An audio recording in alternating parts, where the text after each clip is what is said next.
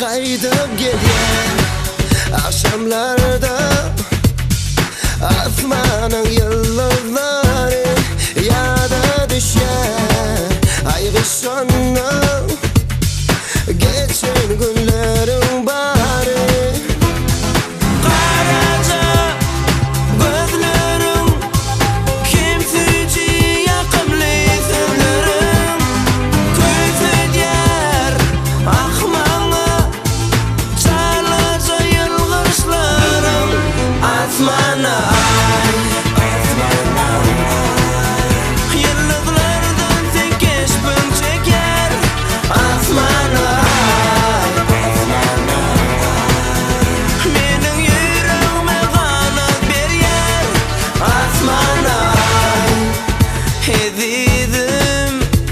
yeni meni yana alay ömür baqi dillerimden yalnızca aydım bolay mehrli sözlerim hiç beni zar etme geley qarasam yine yansana